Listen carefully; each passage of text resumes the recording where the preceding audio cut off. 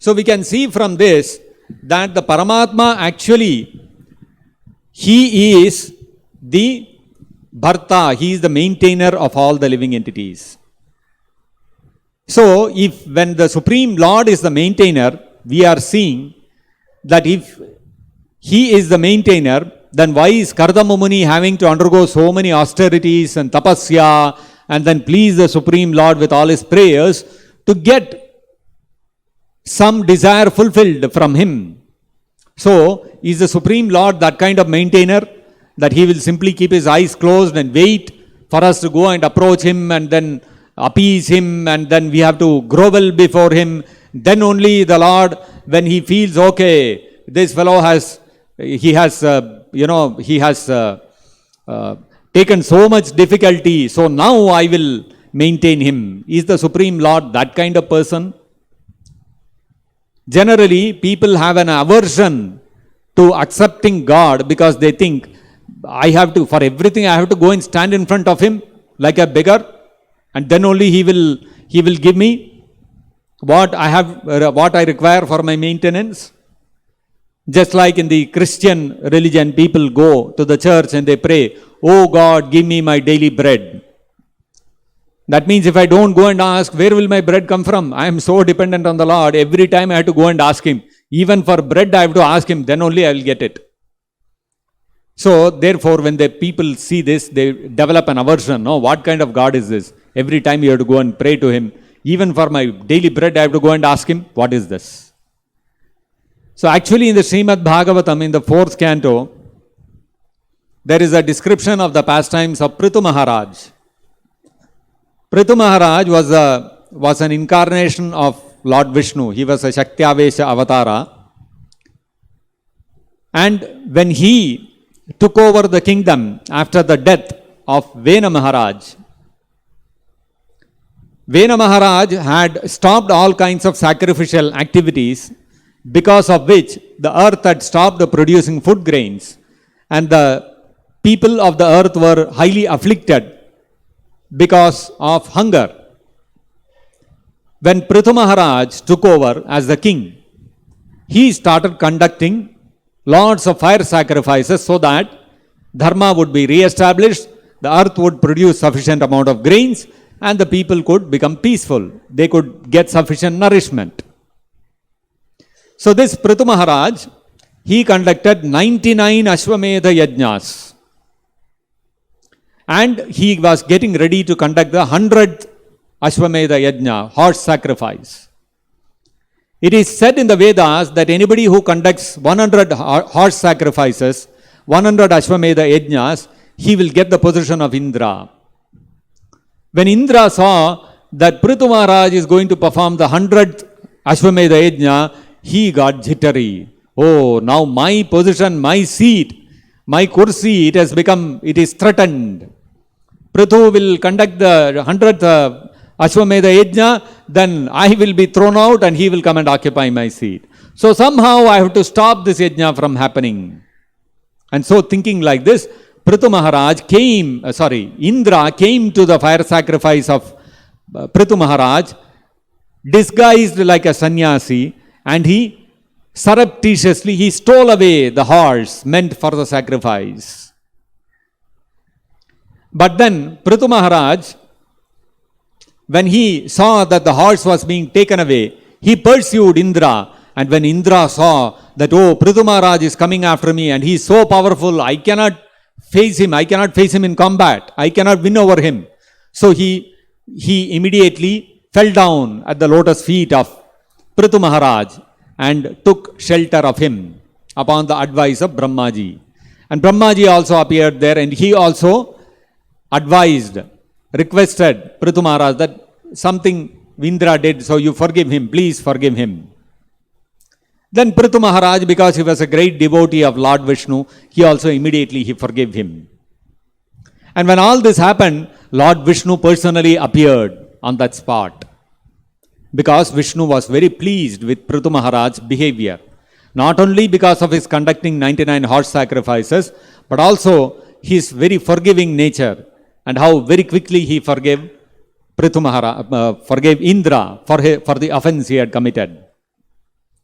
So, Lord Vishnu, he appeared there and he glorified Prithu Maharaj.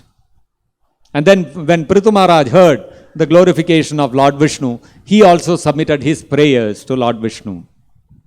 One of the prayers that Prithu Maharaj submitted to Lord Vishnu, he said, Tvan Maya Adha Jana Isha Khandito. Tvan Maya, because of your Maya, Jana, the conditioned souls, all the living entities, they are Khandita. They have developed a sense that they are separate from you, and they have started trying to satisfy their various desires. Tvanmaya dha jana isha khandito yad anyad ashasta, and anyad ashasa ritamatmano abudaha, being unintelligent, ignorant. What are these people doing? Rita atmanaha anyad ashasta. Instead of desiring the welfare of the soul, they are running behind dharma, artha, kama and moksha, thinking that these things will please me. But these are all only pleasing to the body. They are not the real, they will not give ritam, atmanaha, they will not give true happiness to the soul. So, as far as I am concerned, Prithu Maharaj says, I don't want to come behind you asking for various benedictions. So then, if you don't ask for benedictions, how will you get your desires fulfilled? So Prithu Maharaj says, Yatha chared balam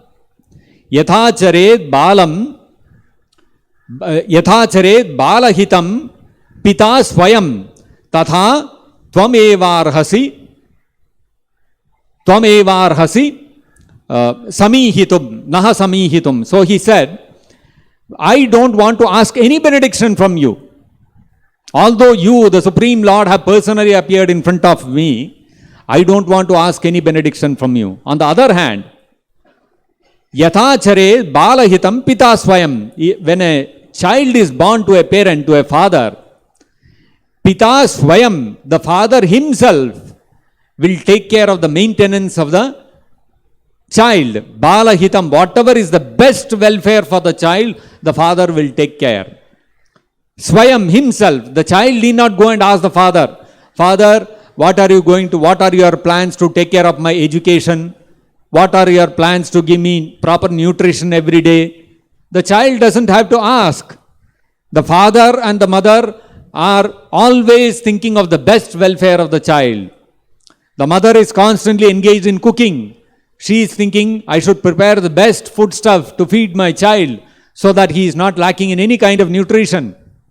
The father is constantly planning, he is acquiring wealth, and he is arranging for suitable education for the child and for a future welfare, a good future for the child.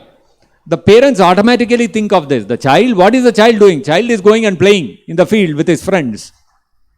He doesn't have to bother whether the parents are thinking, I'm going and playing now in the field, but are my parents thinking of my welfare? Are they preparing enough food for me? Have they bought sabji from the market for me? He doesn't have to think of all these things. He is bindas, he is playing in the field with his friends.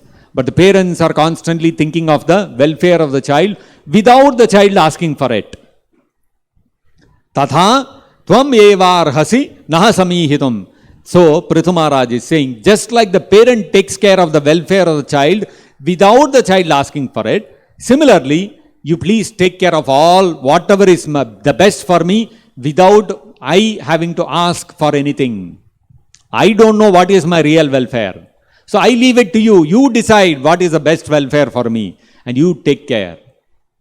So the Supreme Lord is Bharta. He is the maintainer. He knows how to maintain us. Just like we are seeing here, Kardama Muni, he did so much tapasya and he prayed to the Supreme Lord. And the Lord is saying, even before you did all your tapasya and prayer, I have already arranged for fulfillment of your desire. So a devotee, we have to become simply a devotee of the Supreme Lord. we don't have to desire anything.